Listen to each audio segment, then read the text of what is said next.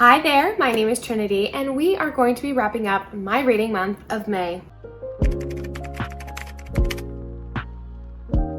So, May was a very strange month. I had a lot of variety in my reading, and by variety I mean I read a lot of romance, but my ratings were very different than they usually are. However, last month in April, I actually ended up filming my wrap up, but then finishing 2 more books. So I think it's only fair to quickly finish up the month of April. Okay, so obviously I read Happy Place by Emily Henry, and I obviously gave it a 5 out of 5 stars. I kid you not, I'm pretty positive this is my favorite book this year. Like, I'm pretty positive. Like, I love this book so much. I'm currently rereading it and going through and annotating it, and I have a feeling I'm just gonna go right back to the start and keep going. This book feels like home to me. These characters feel like home. I relate so much to the story that's going on, and I just love our main character. In this book, we are following Harriet and Wynne, who have been together for the better part of their adult lives, but 6 months ago, they broke off their engagement and haven't told any of their friends yet. Then their friends are going on this big trip to Maine that they always take every summer, and they still haven't told their friends, and there's a big event happening, so they don't want to tell their friends and ruin all the fun. So they basically have to pretend to still be engaged for an entire week. It's just such a complex novel about like friendship, true love, growing up, growing apart, and soulmates. I'm so obsessed with the characters. I'm obsessed with the friend groups. I think they are the funniest people I've ever met in my life, and I haven't actually met these people. So I love this book. I read it so quickly. Finished Happy Place in April. Then I went on and I read Flawless by Elsie,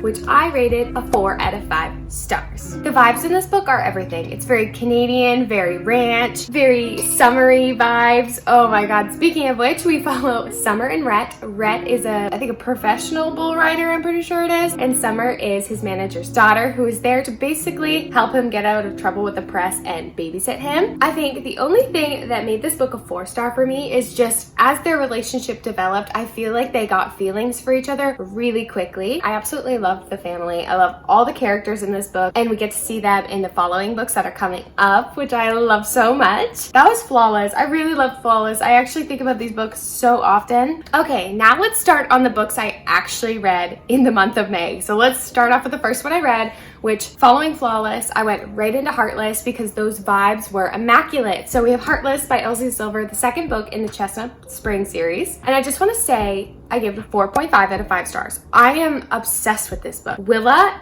and Cade are the main characters in here. Willa is Summer's best friend. Cade is Rhett's older brother, and he's like a single dad, ranch owner. So we have a single dad trope in this book, and she comes to babysit his son. And Willa, as a main character, I think is superior to all of the main female characters. She is so flipping funny. I just thought she was hilarious. I wanted to be Willa. I wanted to be her friend. She is the funniest thing ever. You see her in Flawless and you see her in Powerless. Holy shit, she's so funny. The pacing of this was laid out so well. Like, I could naturally see the relationship growing. I just was so obsessed with it. The spice in this book, immaculate. So much love, so much family, and this was my first experience with a certain trope. I cannot say that trope because it's a spoiler, but if you've read this book, you know. That's the only reason it's a 4.5 out of 5 stars and not a 5-star. I then read Yours Truly by Abby Jimenez, which I rated a 3.75 out of 5 stars. I don't know. This book started off so strong. We are following Jacob and Brianna. Brianna is actually a character from Part of Your World by Abby Jimenez, and this is kind of like the follow-up novel to that, following her best friend Brianna. Brianna is a doctor, and she meets Jacob, who is also a doctor, and it's kind of like a workplace fake dating romance situation. But Brianna has a lot going on in her life. Her brother is on dialysis. He needs a new kidney. She's getting a divorce. Jacob, being a sweet bean, he's such a sweet bean. Oh my god, I love Jacob. He's so cute. He's very anxious. He has social anxiety, and it's very apparent that that's what it is, and he talks about it very openly. So I'm like, you know, this man went to therapy. However, I just found reading about another person who has anxiety made me very anxious. So there was a few parts where I was like, and I couldn't read them. It was so super cute. There are like letters, there's a dog in this book, and it was that's why it's called Yours Truly. The letters, so super cute. You know, I'm a sucker for things like Sheep's Got Mail, like mwah. I love Abby Jimenez's writing. I just feel in this novel, she focused on things that didn't really need to be focused on at all. And it just kept jumping from like major point to major point to major point, and we didn't really get any of them like building their relationship at all. This one just didn't hit as well as Part of Your World, you know? Oh my god, you know I had to do this. You know I had to order this and read this right away. Daisy Hates The Great Undoing by Hastings. I rated this book a 4.5 out of 5 stars, which I know, thinking about it back, it seems a little low. So I might have to rate this higher. I love this book. This is the 4th book in the Magnolia Parks universe, so I really can't explain a lot of the plot because it's going to be spoiling so much. But we are continuing following Daisy and Julian Hates, as well as Christian Hems. Christian and Julian are actual gods sent from the above. They are so immaculate,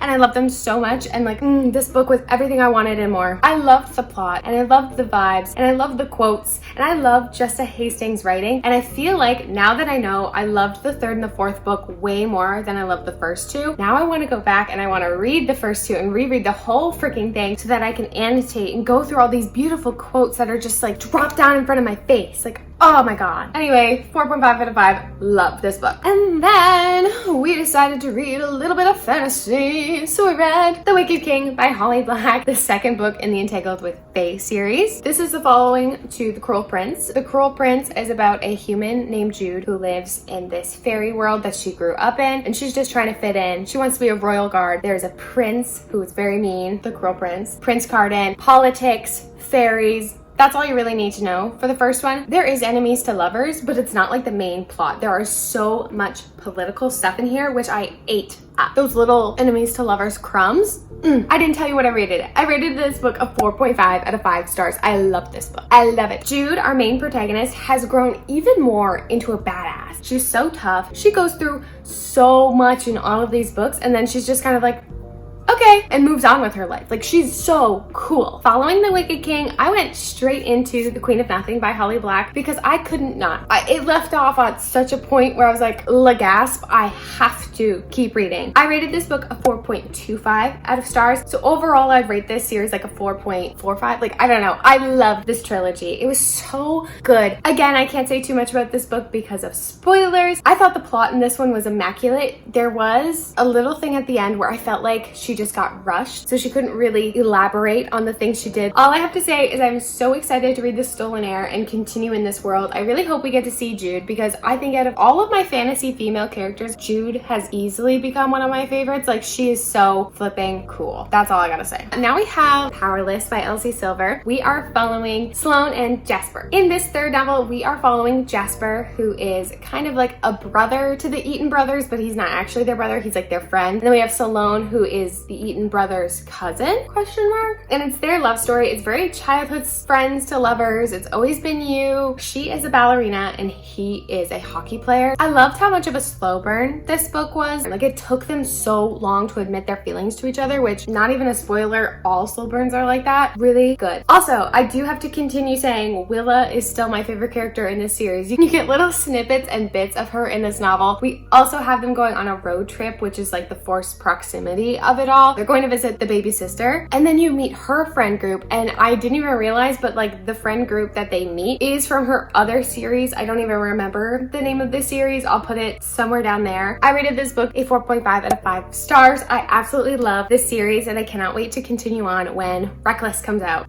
soon. And then we read my first 5 out of 5 star for this month. It is They're Going to Love You by Meg Howery. I think I was in a ballet mood because after reading Powerless, and that one's all about ballet, I was like, you know what? Let's read a book all about ballet. So I read They're Going to Love You. I have never felt so seen as a reader. In this book, we are following Carlisle. Carlisle grew up with her mom and then her dad. Her dad is a gay man and living in New York with his partner. And it is very obvious that his partner is like her idol. Like, she looks up to him. He's a ballet teacher. She grew up very much in the dance world. So in her mind, she's like destined to be a ballerina. There is an event that happened, I think it's 19 years ago, where it caused her to no longer longer speak to her father anymore, which was kind of like cutting off a limb because that second home she had with her dad and his partner was like the happiest time of her life. It's a lot. There is so much to unpack in this book. I resonate so much with Carlisle and her mentality. So it just was very personal to me. It was so intriguing. It was so beautifully woven. The author was a professional ballerina, so she has so much of the knowledge and you can tell from reading it. 5 out of 5 stars. Go read this book. I love it. Amazing. The next book I read on my Kobo and I borrowed it from the library. I read The Bodyguard by Catherine Center and I rated this book a 5 out of 5 stars as well. I just have to say I read this book in one sitting. I put it up on my Kobo, sat down in my reading chair, and I did not get up until that book was finished 3 hours later. I loved it. We are following Jack and Hannah. Jack is a famous celebrity, kind of like a movie star, and Hannah is a bodyguard. However, she's like a secret bodyguard, so they don't want anyone to know that she's there protecting him. So they pretend to fake date so that she can be close to him, so that she can protect him, and obviously love and amazing antics ensue. It's also set on a ranch in like this beautiful home, and it's them spending so much time with his family. They're horseback riding, they're walking through the lake. This book was just so much fun. It had me giggling and squealing and kicking my legs off the floor. Like, it was just a really good time. I rated it a 5 out of 5 stars because this was genuinely such a positive reading experience for me. And if you love any of the things I just talked about, you should definitely go read The Bodyguard by Catherine Center because it's phenomenal. It was a great time. Then things got a little downhill, and I'm so sorry I have to say this, but I rated The Friend Zone by Abby Jimenez a 2 out of 5 stars. Oh my god, I hated it. I really hated it. We are following Josh, who's a firefighter, and Kristen, who's honestly just terrible. She's really an awful character. She's dealing with fertility issues, so she has like these long periods, all that sort of menstrual stuff. And I think this may have been a red flag for me to start with, because as a human being, I'm very squeamish, and the amount they talk about blood and periods and all of that stuff makes me so nauseous I want to throw up. However, between the two of them, you can very much tell it was a very sexual connection. I'm not going to explain the plot to this book because genuinely there really isn't a plot. All I know is that she is the best woman and he's the best man for their friend's wedding. They get off on the wrong hand, and then he starts working at it for her as like a carpenter to help with her small business, and that's when they start connecting. However, Kristen has a boyfriend overseas who is enlisted in the army, and she's basically emotionally cheating on him the entire time, and she justifies it by being like, oh, but like he's not Josh and we don't have the connection that me and Josh has. Then break up with him. I'm totally gonna go ahead and read the second book, The Happy Ever After playlist, which follows her best friend, the one who's supposed to be getting married, because Sloane, oh my god, all the main girly pops are named Sloane. Her and her fiance in this book were the only redeeming qualities. Like, they were the only good people, and I cried when a certain event happened. And anyway, 2 out of 5 stars. I'm done talking about this book. After being in such a negative headspace from reading that book, I decided to go ahead and reread Acature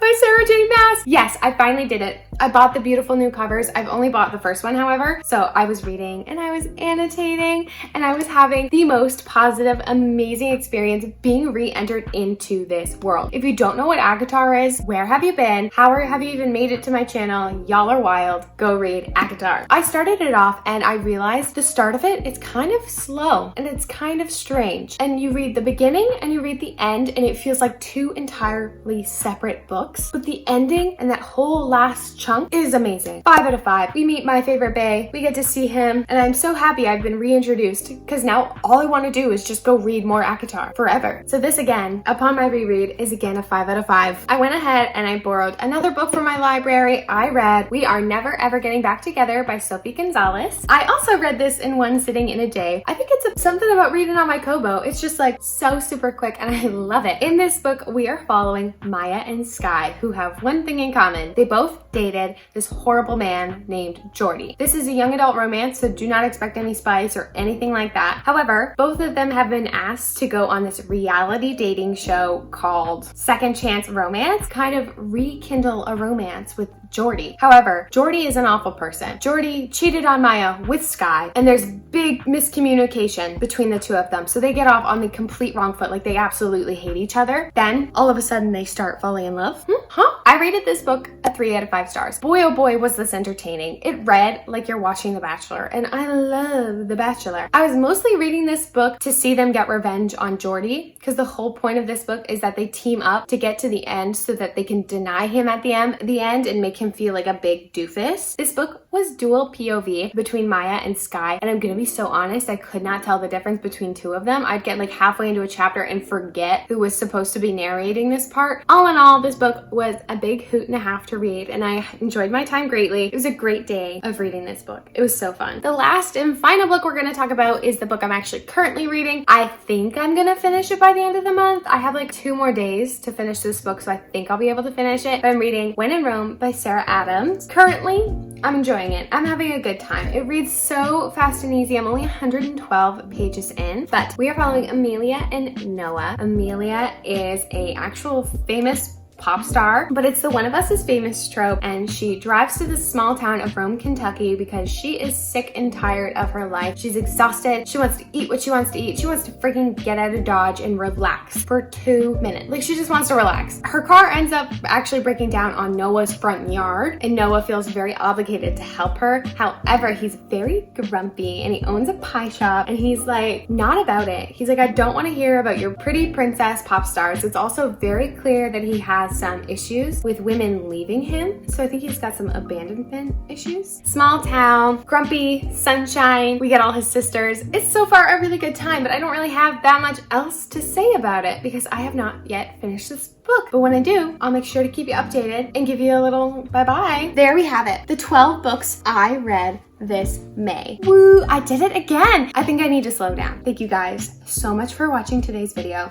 If you've read any of the books I've discussed in this video, please make sure to leave a comment so we can discuss the books we're reading. I'm also so grateful that we now have 250, maybe more of you guys by the time this video comes out. But thank you so much for being here. I hope you guys have a great day. Give lots of love. Give a million trillion little kisses, and I'll see you later. Bye guys.